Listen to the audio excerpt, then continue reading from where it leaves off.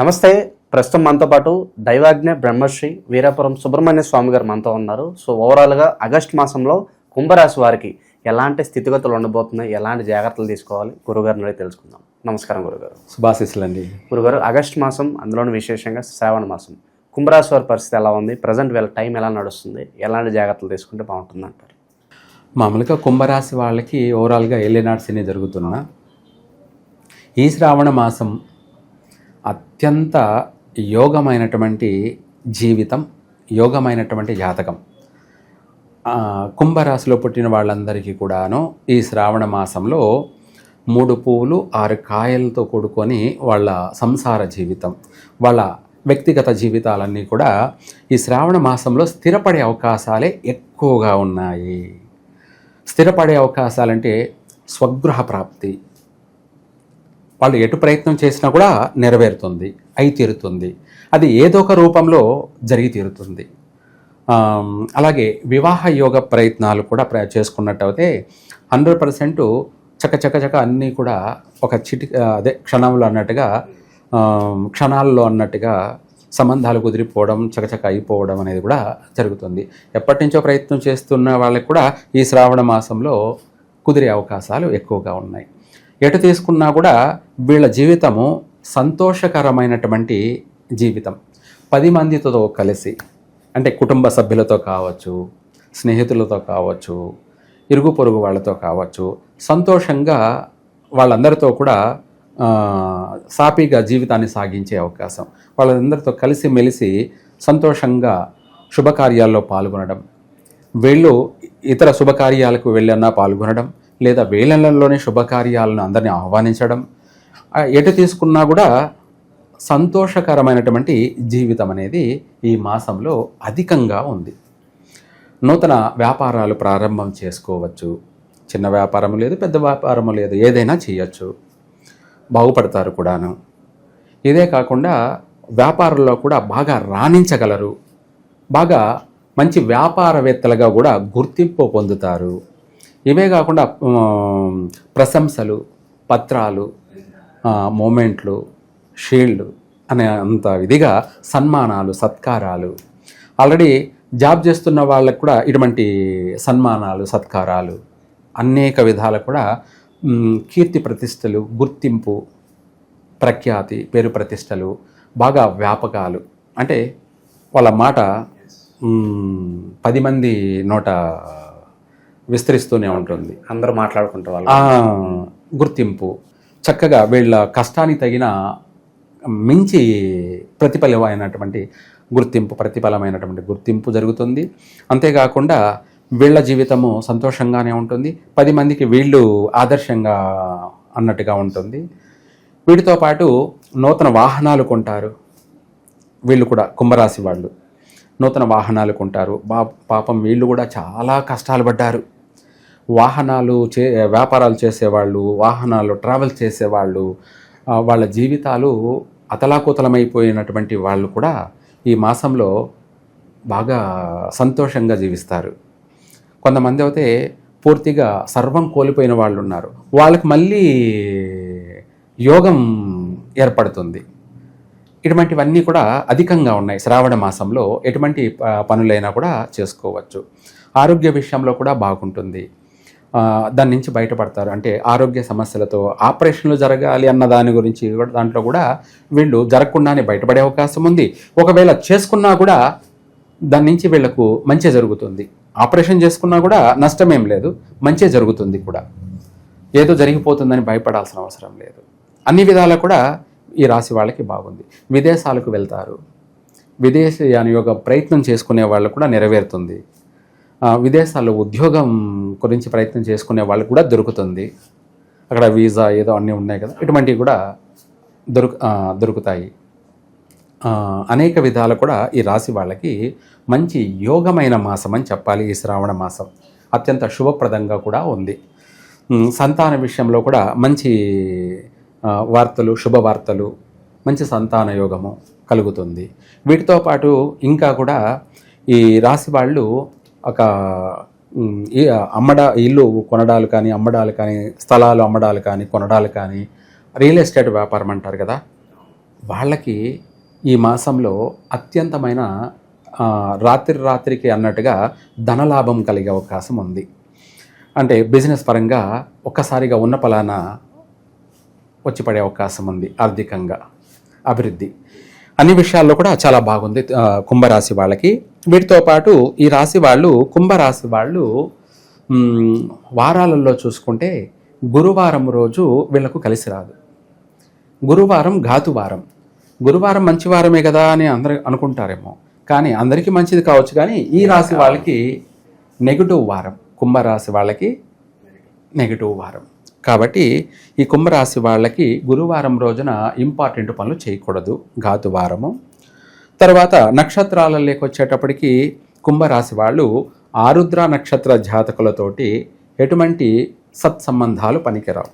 Partnership కావచ్చు, జీవిత భాగస్వామి కావచ్చు, లేదంటే ఫ్రెండ్షిప్ కావచ్చు, ఇటువంటి వీళ్ళతో ఎటువంటి పనులు పనికిరావు.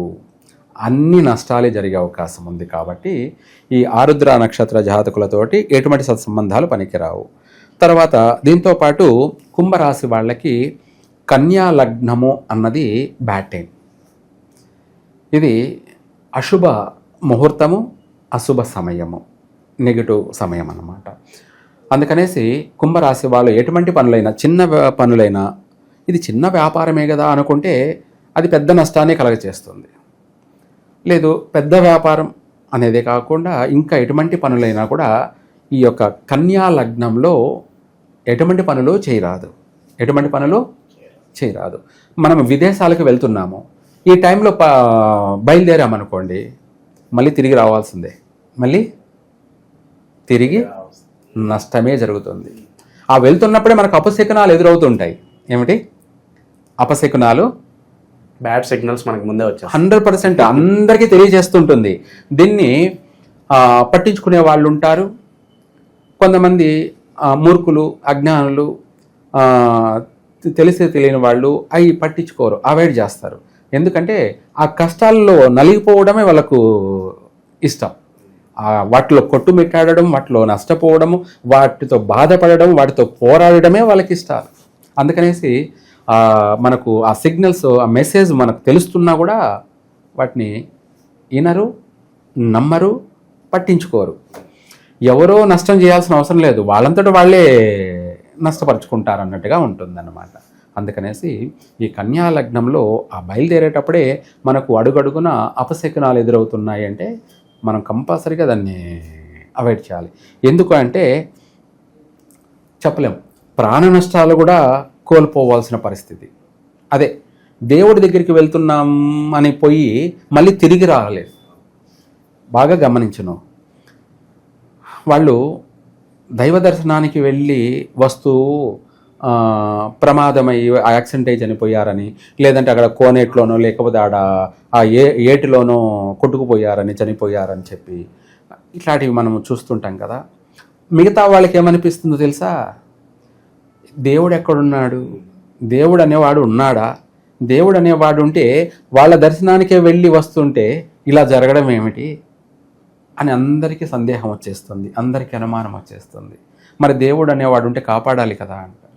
కానీ మనం బయలుదేరే టైం అనేది అత్యంత క్రూరమైనటువంటి విష సమయం అంటారు. దాన్ని ఏమంటారు? విష సమయం అన్నమాట. ఆ సమయంలో బయలుదేరిన తర్వాత జరిగే తీరాల్సింది. ఇంకా దాన్ని ఎవ్వరు ఏమీ చేయలేరు, ఎవరు చేయలేరు. అదే అందుకనేసే దాన్ని టైం బాబు, టైం ఇంపార్టెంట్గా ఇది పాటించాలి ప్రతి ఒక్కరు. ఎందుకు ఇంత చెప్పాల్సిందో అంటే అందరూ బాగుండాలి, అందరూ సుఖంగా ఉండాలి. ఈ బాధలు పడుతుంటే నేను చూడలేను, ఈ కష్టాలు పడుతుంటే నేను చూడలేననే తెలియచేయడం. ఎందుకు కష్టాలు నష్టాలు పడాలి? మనశ్శాంతిగా ఉండాలి, ప్రశాంతంగా ఉండాలి. మనము ఏదో పెద్ద రాత్రికి కుబేరులం కాకపోయినా పర్వాలేదు, కానీ కుటుంబం అంతా కలిసి చక్కగా కలిసిమెలిసి ప్రశాంతంగా ఉన్నారా లేదా అన్నది మనకి ఇంపార్టెంట్. అది నా బాధ్యత, నా కర్తవ్యం. గురువుగా నేను అందరినీ చూసుకోవాల్సిన బాధ్యత నాది. దాన్ని సర్వే జన సుఖినో భవంతు. గురుగారు ఇంకా విశేషంగా లాభించాలంటే మరి ఈ శ్రావణ మాసంలో కుంభరాశి వాళ్ళు ఎలాంటి పరిహారాలు చేసుకుంటే బాగుంటుందంట? చాలా మంచి విషయం అడిగారు. ఈ కుంభరాశి వాళ్ళు ఈ శ్రావణ మాసం వీలైనంత వరకు 15 రోజులైనా చేయొచ్చు, లేదంటే ఒక పంచమి రోజు మాత్రమే. ఎప్పుడు? పంచమి. దాన్ని నాగుల చవితి, నాగుల పంచమి అంటారు కదా. ఆ పంచమి రోజు 101 చెమ్ము అయినా సరే, కలశం అంటారు దాన్ని. అంటే కలశం అన్నది మేమంటాము, వాళ్ళు చెమ్ము, రాగి చెమ్ముతో కానీ, ఇత్తడి చెమ్ముతో కానీ, లేదా వెండి చెమ్ముతో కానీ 101 చెమ్ము అంటే బిందెలు మామూలుగా యాక్చువల్గా అయితే 101 బిందెతో నాగరాజుకి అభిషేకం చేయాలి. ఆ 101 బిందెలో కూడా వీళ్ళు కాస్త పసుపు వేసి 101 బిందె బదులు 101 చెమ్ముతో అభిషేకం చేయడం. ఆ ఒక పంచమి రోజు పసుపు బట్టలు కానీ, లేదంటే ఏదైనా సరే తడి బట్టలైనా సరే, అంటే వీళ్ళు అక్కడికి వెళ్ళి వీళ్ళు అక్కడే స్నానం చేసుకొని ఆ తర్వాత వీళ్ళు 101 చెమ్ముతోటి అభిషేకం చేయాలి. 101 చెమ్ముతోటి అభిషేకం చేసినట్టయితే వీళ్లకు విశేషమైనటువంటి రాజయోగం కలుగుతుంది. ఇప్పుడు ఏదైనా సరే మనం స్నానం చేస్తే మన శరీరం పైన మురికి, జిడ్డు, చెమట అనే దరిద్రమంతా కూడా క్లియర్గా కొట్టుకుపోతుంది. మనం చక్కగా అందంగాను, ఆరోగ్యంగాను, ఫ్రెష్గాను ఉంటాం. మనకే తెలుస్తుంది నేను అందంగా ఉన్నాను అని. అట్లాగే మన జీవితం అంతా శాశ్వతంగా అందంగా ఉండడానికి కోసం అక్కడ 101 చెమ్ముతోటి లేదా 101 బిందెతోటి ఆ నాగదేవతలకి అభిషేకం చేసినట్టయితే మన తలరాత అంతానే కాకుండా, మన తలరాతే కాకుండా మన వంశాన్ని అంతా, భార్య, మన పిల్లలు, మన మనవళ్ళు, మునిమనవళ్ళు, లేదా మన తల్లిదండ్రులు, మన అన్నదమ్ముళ్ళు, మన అక్క చెల్లెళ్ళు, నువ్వు ఒక్కడు చేసిన దానివల్ల నీ వంశాన్నంతా కూడా కాపాడుతుంది. నీ వంశాన్నంతా కూడా పవిత్రుని చేస్తుంది. శుభ్రత, అందరి మీ వంశం, మీ కుటుంబం తలరాతే మారిపోతుంది. కుటుంబం యొక్క తలరాతే మారిపోతుంది. ఒక్కడి వల్ల అందరికీ కూడా యోగం కలుగుతుంది. అందరికీ యోగం కలుగుతుంది. చేసింది ఒక్కడే అయినా వాళ్ళ కుటుంబంలో అందరికీ కూడా రాజయోగం కలుగుతుంది. సో ఓవరాల్గా కుంభరాశి వారి పరిస్థితి ఈ ఆగస్ట్ మాసం ఏ విధంగా ఉండబోతుందో చాలా బాగా వివరించారు. సో ఓవరాల్గా మన తలరాతను మార్చుకునే అద్భుతమైన విశేషమైన రెమెడీ మాకు తెలియజేశారు గురుగారు. ధన్యవాదాలు గురుగారు. సర్వే జన సుఖినో భవంతు.